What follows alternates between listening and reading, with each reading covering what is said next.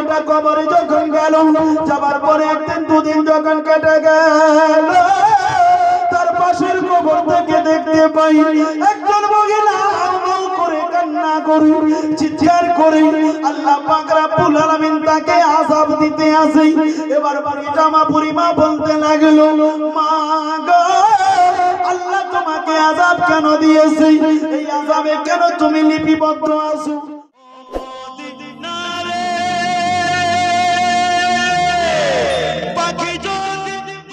জলসা করা কি মুস্তাহাব, করলে নেকি, না করলে কোনো গুনাহ নাই। গুনাহ নাই। নামাজ পড়া কি ফরজ? নামাজ পড়া ফরজ। নামাজ না পড়লে গুনাহ হবে কি হবে না? অবশ্যই হবে। নামাজ ছেড়ে ওয়াজ নসিহত শুনলে হবে না, আগে নামাজ পড়তে হবে, তারপরে আপনার আমল আল্লাহর দরবারে গ্রহণযোগ্য হবে। জোরে বলুন সুবহানাল্লাহ। সুবহানাল্লাহ। জানে মুহতারাম, আল্লাহ পাক রব্বুল আলামিন আমাদেরকে যেন আজকের রাতে বেশি বেশি করে ইবাদত করার যেন তৌফিক দান করে, সবে বলি আমিন। আল্লাহ বলেছেন, বান্দারে যখন নামাজে যাবে নিজের নাক লাগাবে, পেশানি লাগিয়ে আমার কাছে দুই চোখের জল ঝরিয়ে আমার কাছে কিছু চাইবে, আমি আল্লাহ তোমাকে আমি দিয়ে দেব। জোরে বলুন সুবহানাল্লাহ। বলে, ও আমার বান্দারে, যতক্ষণ পর্যন্ত তুমি আমার থেকে আলাদা ছিলে, আমি আল্লাহ আমার কাছে যা চাইছিলে, আমার ইচ্ছা আমি তোমাকে দিতেও পারে নাও পারি, কিন্তু শুনে নাও ওই আমার বান্দারে, নামাজের মধ্যে এসে যখন তুমি আমার কাছে কিছু চাইবে, নিজের জল, চোখের জল যখন তুমি ঝরাবে, বান্দারে, তোমার গুনাহ যদি উহুদ পাহাড়ের সমতুল্য হয়, আমি আল্লাহ তোমার গুনাহ ক্ষমা করে দেব। সুবহানাল্লাহ। সিরাতুল মিল্লাত ইসলামিয়া। তো আজিজানে মুহতারাম, চাইবেন তারপরে না সুবহানাল্লাহ, আরবি না সুবহানাল্লাহ, নারে তাকবীর, নারে রিসালাত, আরবি না সাহেবা, 500 টাকা দান करने वाली আল্লাহ যে আশা উদ্দেশ্যে দান করেছে, মাবুদ এই দানটা কবুল করে নাও, মনের আশা আকাঙ্ক্ষা পুরো করে দাও, খেতে খামারে রুজি রোজগারে বরকত দিয়ে দাও। আমিন আমিন ইয়া রাব্বুল আলামিন। এই দান কবুল করো পাক রব্বুল আলামিন। সবাই বলুন, দাদুর নামে 100 টাকা দিয়েছি আল্লাহ, এই দানকে কবুল করে নাও, মনের আশা আকাঙ্ক্ষা পূর্ণ করে দাও। আরেকজন মা স্বামীর জন্য 100 টাকা দিয়েছে, ওই আমার মা খালারা গো, যাদের স্বামী হারিয়ে গেছে, যাদের স্বামী নাই রে মা, ওই স্বামীদের জন্য একটু দান করুন। স্বামী আপনার সঙ্গের সাথে ছিল, স্বামী যখন দুনিয়া ছেড়ে চলে গেছে, আপনার গর্ভ মিটে গেছে, আপনার চেহারার রনক শেষ হয়ে গেছে, ওই স্বামীকে কেন স্মরণ করবেন না? স্বামী যতদিন ছিল আপনার গর্ভ ছিল, মায়ের গো, ওই স্বামী নাকি কত কষ্ট করে আপনাকে যেন পরিশ্রম করে আপনার জীবন ধন্য করার জন্য, আপনার জীবনে আনন্দ দেওয়ার জন্য স্বামী কত কষ্ট করে আপনাকে আনন্দ দিয়েছিল। আপনি কি জানেন, নবীর আব্বার যখন ইন্তেকাল হয়ে গেল, নবীর আম্মা এত কেঁদেছিলেন, নবীর আম্মার কান্দন দেখে আল্লাহ পাকের ফেরেশতারা কেঁদেছিলেন। বলেন আল্লাহু আকবার, আল্লাহু আকবার। কোন নবীর উম্মত গো? স্বামীর নামে 500 টাকা মঞ্জুরি বিবি স্বামীর জন্য 500 টাকা দিয়েছে। আল্লাহ এই দানকে কবুল করে নাও। আয় রব্বুল আলামিন, যারা যে স্বামীর নামে দান করছে আল্লাহ, তাদের স্বামীর কবর বলে তুমি জান্নাত নসিব করে দাও, স্বামীর কবরে জান্নাতি হাওয়া, জান্নাতি মেওয়া দান করে দাও।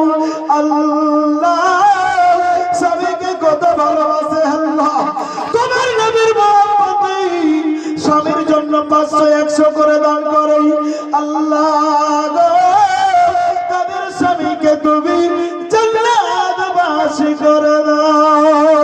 ও রব্বুল আলামিন, স্বামী নিজের জীবনের অহংকার স্বামী নাই, স্বামী হারা মায়েরা শুনতে আছে আল্লাহ, স্বামী যখন স্বামীকে কেউ গালি দেবেন না, কেউ কুটুবাজা করে বিদায় করবেন না। কারণ যে স্বামী আপনার মাথার তাজ হলো, আপনার স্বামী যখন বিদেশে যাবে আপনি খুশি মনে বিদায় করবেন রে মা। স্বামী যখন কুলিতে যাবে আপনি স্বামীকে টাটা করবেন না, অন্তর দিয়ে দোয়া করবেন।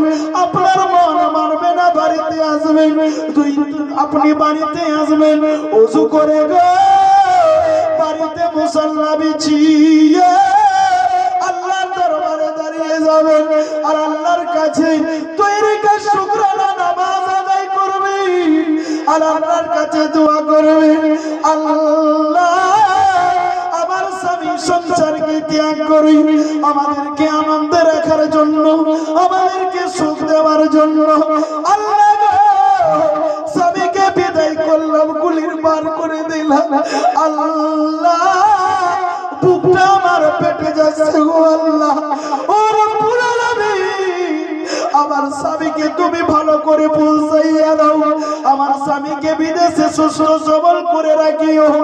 এমন করে দুই চোখের পানি ঝরিয়ে আল্লাহর দরবারে যখন আপনি করন্দন করবেন, আমার আল্লাহ পাক রব্বুল আলামিন বলবেন, ও আমার বান্দী, স্বামীকে তোমাদের জন্য আমি হাকিম করে পাঠিয়েছি। বান্দী রে, তুমি আমার কাছে তার ভালোর জন্য প্রার্থনা করছো, প্রেরণা করছো। বান্দী, আমি তোমার দোয়া কবুল করে নিলাম। আমি আল্লাহ বললাম, আমি নিজের ইজ্জত ও জালালের কসম, বান্দী রে, যতক্ষণ পর্যন্ত তোর স্বামীকে তোর কাছে ফিরাই দিব না, ততক্ষণ পর্যন্ত দুই জনের মধ্যে কারো মৃত্যু দেব না। সুবহানাল্লাহ। আমার মা খালারা শুনে যান, রাতের বেলা স্বামীকে আমরা কত নাকি কুটো ভাষা বলি, স্বামী যদি একবার নারাজ হয়ে যায় আপনার জীবনে আমার বরবাদ হয়ে যাবে।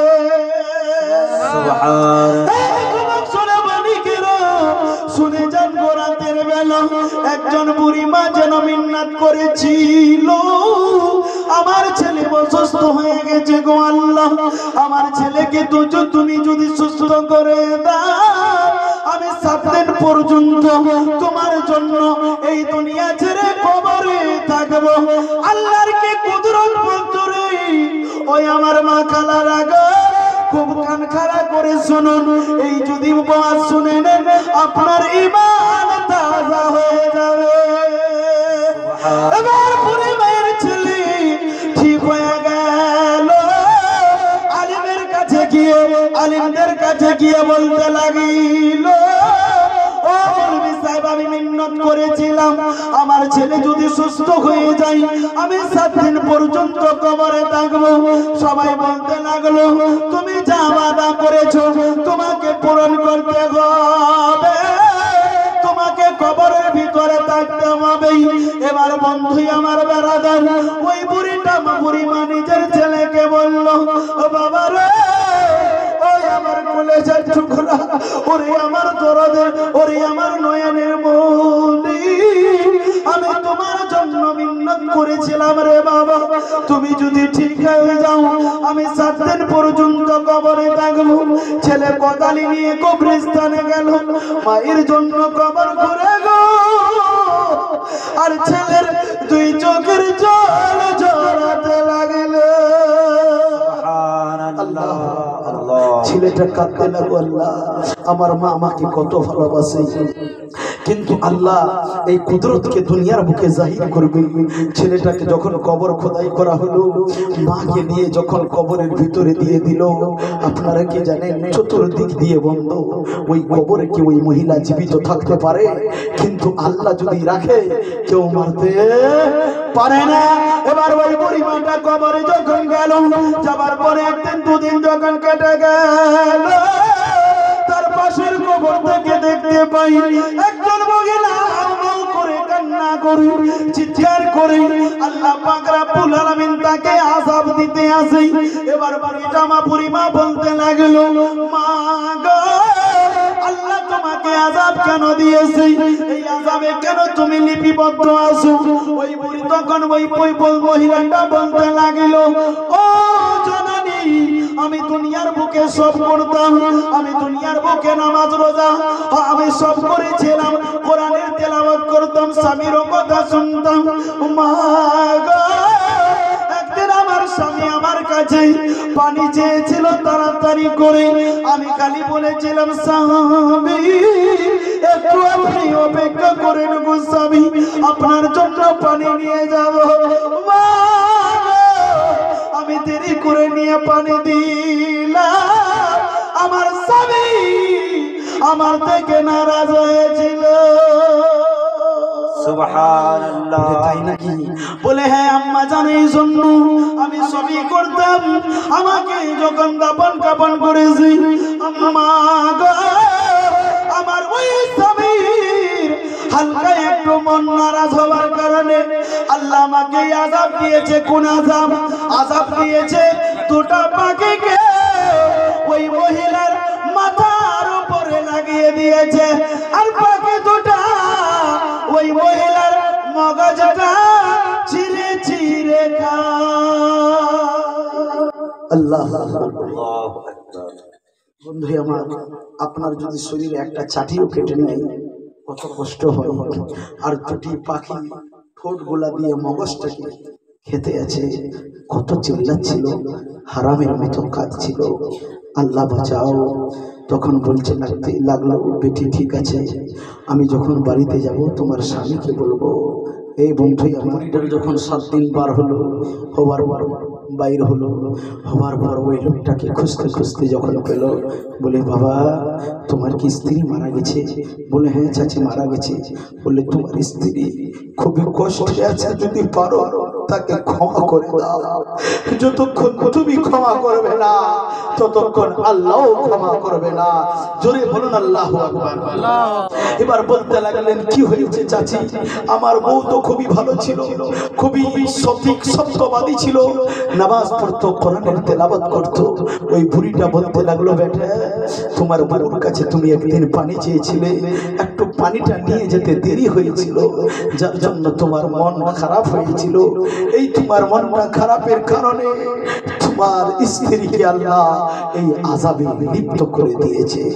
এবার তার স্বামী কবরে যাওয়ার পর আল্লাহর কাছে দোয়া করতে লাগলেন, আল্লাহ আমি তোমার বান্দা, ওই তোমার বান্দির আমি স্বামী, ও আল্লাহ আমি তার স্বামী হয়ে ক্ষমা করে দিলাম, আল্লাহ তুমিও ক্ষমা করে দাও। সুবহানাল্লাহ। আল্লাহ ক্ষমা করবে না? অবশ্যই ক্ষমা করে দিবে। ও মা খালারা, গোপনের উদ্দেশ্য হলো আমরা কত নাকি আমার মা খালারা স্বামীকে কষ্ট দেয়, এই স্বামী কি আল্লাহর দরবারে যদি বদদুয়া করে দেয়, আপনার ওই বদদুয়া কারেন্টের মতো কবুল হয়ে যাবে। মেহেরবান তুমি মেহেরবান, মেহেরবান তুমি মেহেরবান, আমি পাপী গুনেহগার, তুমি ছাড়া কে আছে আর, ক্ষমা করো ও গো মালিক, তওবা করি বারে বার, ইয়া রাহিমান রহমান, ইয়া কারীম মেহেরবান, ইয়া রাহিমান রহমান, ইয়া কারীম মেহেরবান, মেহেরবান তুমি মেহেরবান, মেহেরবান তুমি মেহেরবান। জেনে না জেনে হাজার পাপে সাগরে ডুব দিয়েছি, ভুল করেছি, ক্ষমা করো রহম দিয়ে,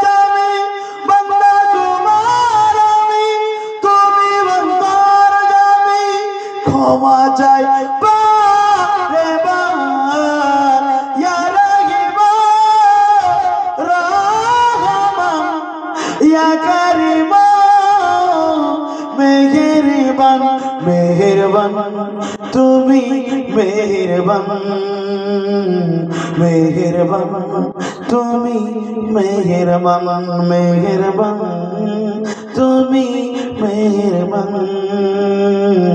মেহেরবান তুমি মেহেরবান